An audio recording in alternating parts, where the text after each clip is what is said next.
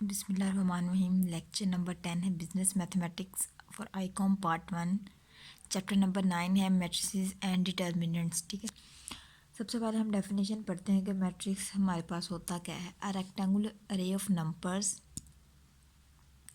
Parameters और functions enclosed bye a pair of square brackets under certain rule is called matrix. ठीक है, एक rectangular अरे होती है जिसमें आपके पास कोई भी नंबर्स या पैरामीटर्स या कोई भी फंक्शन जो आपके पास है पेयर ऑफ स्क्वायर ब्रैकेट्स में, ठीक है, इनक्लोज होते हैं, उसको आप क्या बोलते हो, मैट्रिक्स बोलते हैं। जैसे ये दो ब्रैकेट्स लगी है ना, मतलब ये क्या है, पेयर ऑफ ब्रैकेट्स है, इसके अंदर क्या है, ये नंबर्स हो सकते हैं या कोई आपके पास पैरामीटर्स हो सकते हैं या फंक्शंस हो सकते हैं। ठीक है, ये मैट्रिक्स को रिप्रेजेंट करने का वे है कि ये जो रेक्टेंगुलर अरे हैं जो ब्रैकेट साइड पे लगी हुई हैं उसके अंदर आप कोई भी नंबर्स लिखते हो।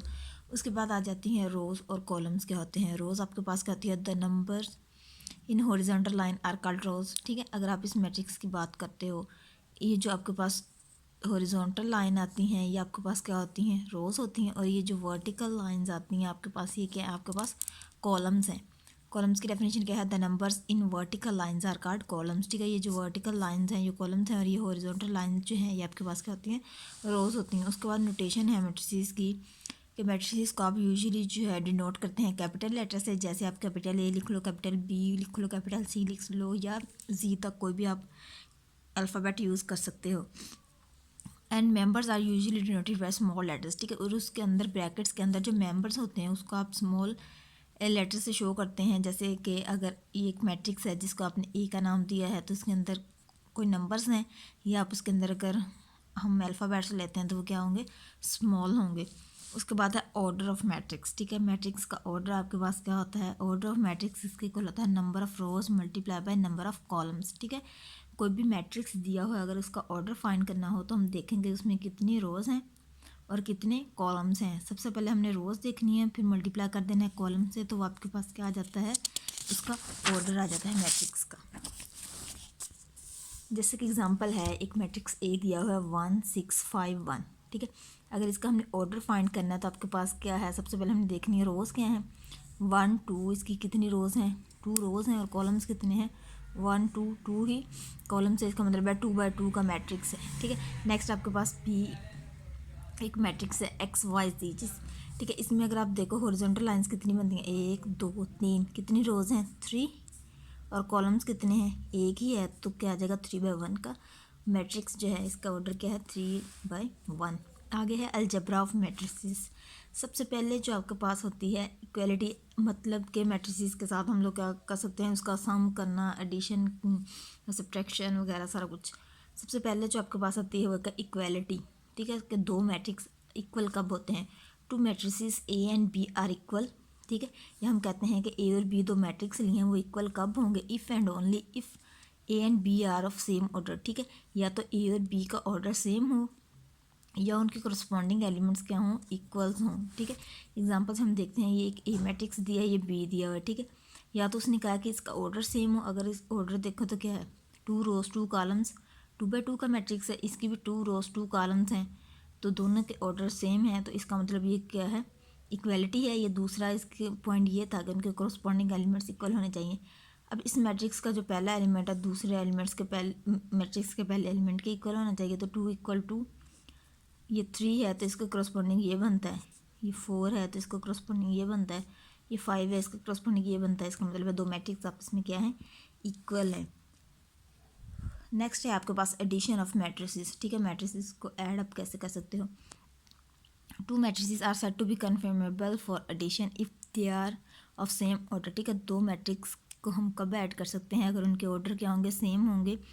The sum formed by adding the corresponding entries. ठीक है, ये दो मैट्रिक्स की आप क्या करोगे, करस्पॉन्डिंग एंट्रीज जो हैं यानी कि ये फर्स्ट एंट्री को फर्स्ट एंट्री में ऐड करना है, सेकंड को सेकंड में, थर्ड को थर्ड में, और फोर्थ को फोर्थ में। तो ऐसे आप इसकी क्या करोगे, एडिशन करोगे। जैसे अभी एग्जांपल है, ए और बी दो मैट्रिक्स दिए हुए हैं, 2 + क्या आ जाएगा 7, 3 + 5, 4 + 3 और 5 + 2, ये चीज़ आ जाएगी।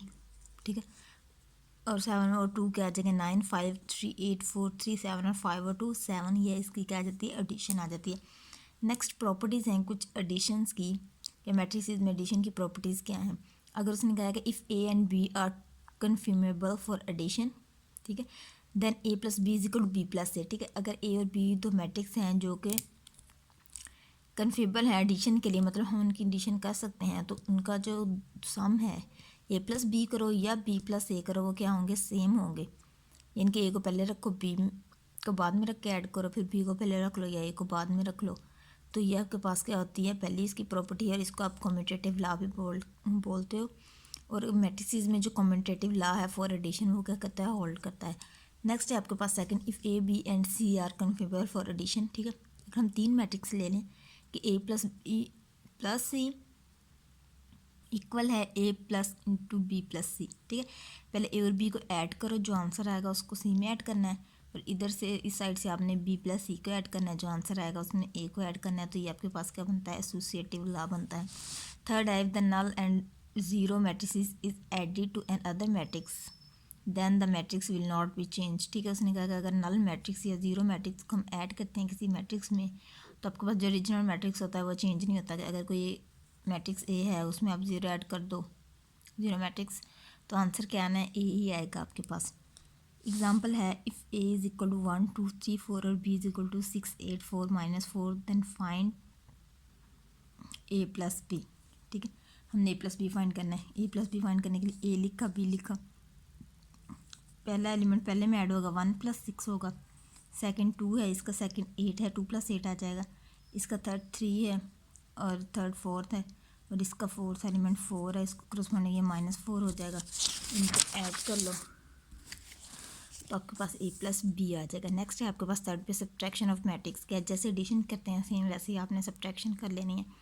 टू मैट्रिक्स में be subtracted if they have same order, ठीक है। दो मैट्रिक्स को हम कब सब्ट्रैक्ट कर सकते हैं, अगर उनके ऑर्डर क्या हो, सेम हो। ये दो मैट्रिक्स दिए हुए हैं, इस तरह जैसे हम क्रॉसपॉन्डिंग एलिमेंट्स ऐड करते थे वैसे क्रॉसपॉन्डिंग एलिमेंट्स हमने क्या करने, सब्ट्रैक्ट कर देने। 5 - 2 8 - 4 3 - 5 और 6 - 3।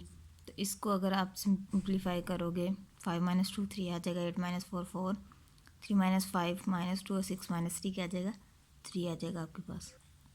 नेक्स्ट फोर्थ आपके पास है स्केलर मल्टीप्लिकेशन, ठीक है। कोई मैट्रिक्स दिया उसके साथ स्केलर नंबर अगर आप मल्टीप्लाई कर दो, तो let k be a non zero real numbers and A is a matrix, then k is a product which is k times of corresponding elements of A, ठीक है। के कोई भी non zero हम real number ले लेते हैं, ए कोई भी मैट्रिक्स है, तो उनका प्रोडक्ट जो है के ए टाइम्स वो आपके पास क्या हो जाती है, स्केलर मल्टीप्लिकेशन। जैसे ये एक मैट्रिक्स दिया, के क्या दे दिया, 2, ठीक है ना।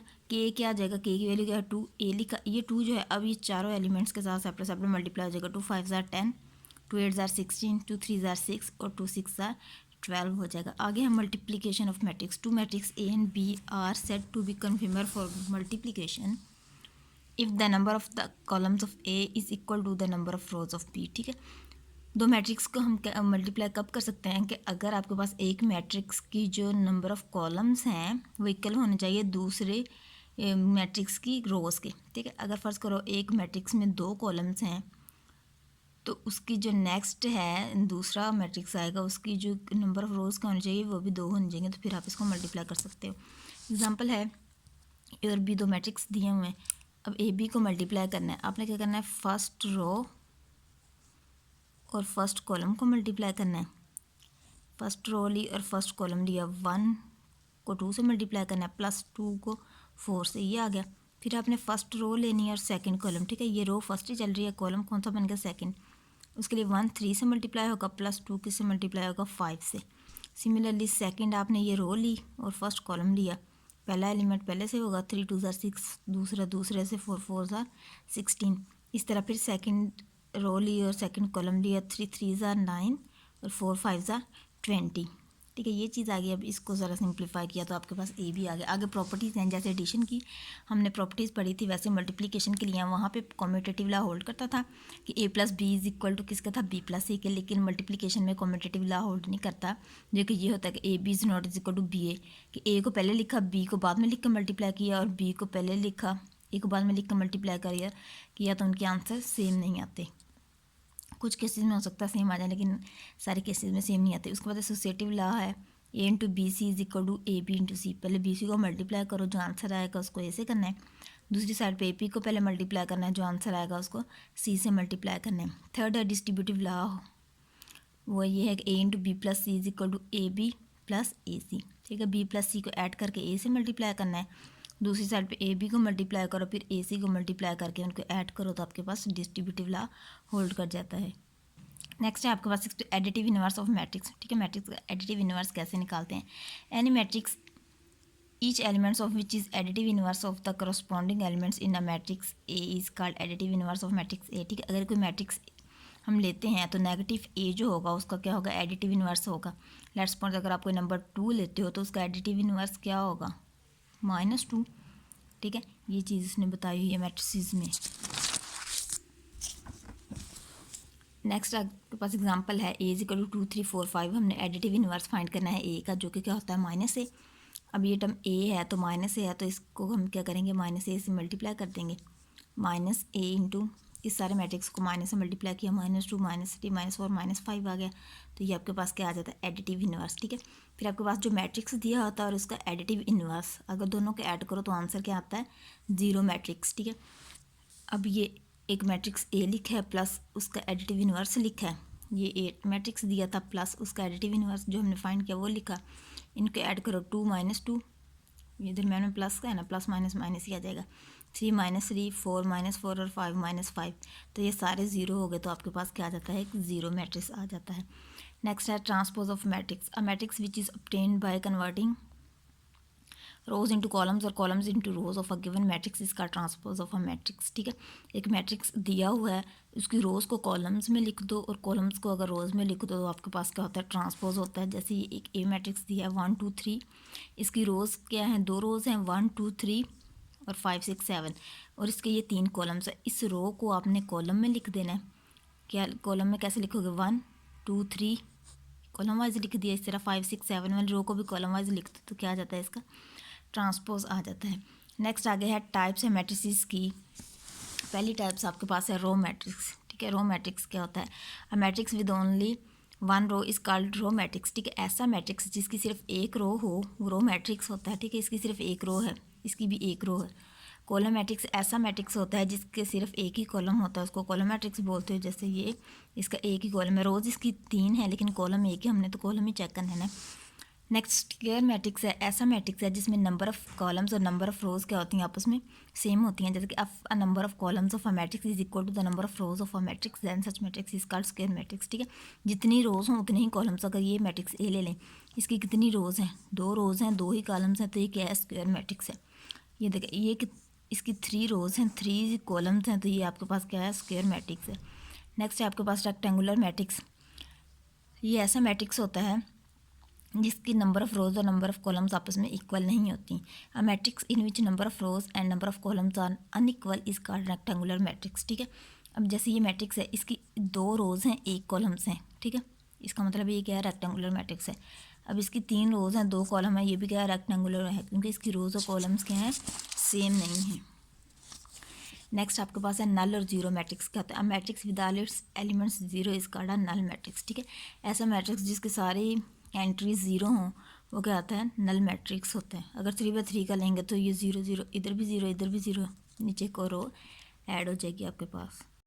आगे है diagonal matrix. A square matrix in which all the elements except diagonal elements are zero is called diagonal matrix, ठीक है। उसने कहा कि ऐसा स्क्वायर मैट्रिक्स, ठीक है, इसमें रिस्ट्रिक्शन है पहले कि मैट्रिक्स कौन सा होना चाहिए? स्क्वायर। स्क्वायर मैट्रिक्स कौन सा होता है? जिसकी रोज और कॉलम सेम होती है, ठीक है।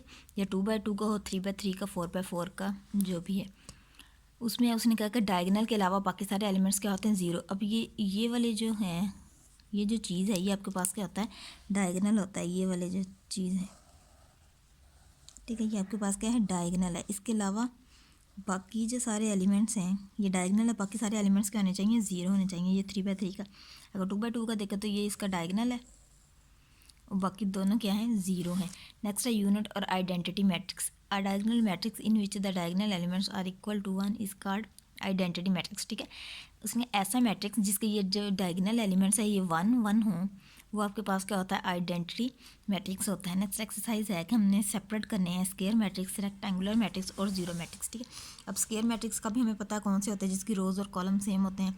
रेक्टेंगल का भी पता है जिसकी रोज और कॉलम सेम नहीं होते, और जीरो मैट्रिक्स का भी पता है जो 0 0 हो। अब ये मैट्रिक्स दिए हुए, सबसे पहले ये देख, इसकी 2 रोज हैं 1 कॉलम्स है, ये किस में जाएगा? रेक्टेंगुलर मैट्रिक्स में जाएगा। अब ये इसकी एक रो है, 2 कॉलम है, ये भी किस में जाएगा, रेक्टेंगुलर में। इसकी 2 रोज़ हैं, 2 कॉलम्स है, ये किस में जाएगा, स्क्वायर में। अब ये इसकी एक ही रो है, एक ही कॉलम है, ये भी किस में जाएगा, स्क्वायर में। अब इसकी 2 रोज़ है, 2 कॉलम्स है, ठीक है, ये स्क्वायर में भी जा सकता है, ज़ीरो में भी जा सकता है। तो ये 0 0 है, तो हमने 0 0 का ऑप्शन है, तो हम ज़ीरो मैट्रिक्स इसको लिखेंगे। एफ़ का है, ये एक रो है, 2 कॉलम है, ये रेक्टेंगुलर में जाएगा। इसकी 2 रोज़ 1 कॉलम है, ये भी रेक्टेंगुलर मैट्रिक्स है। इसकी एक रो 2 कॉलम्स हैं, ये भी आपके पास क्या है, रेक्टेंगुलर मैट्रिक्स है। नेक्स्ट है which of the following matrix are equal, ठीक है। उसके बाद ये कुछ मैट्रिक्स दिए हुए हमने देखने हैं कि वो इक्वल हैं कि नहीं है। सबसे पहले ये वाले तो सिंप्लीफाई किए हुए हैं। अब 1 - 8 किसके इक्वल होता है, -7 के। 2 - 1 1 के। तो ये -7 1 है ना, तो ये -1 7 है। इसका मतलब है सी और ई आपस में क्या है, इक्वल हैं। ये चीज़ हमने कैलकुलेट कर ली, आपके पास एक आ गया।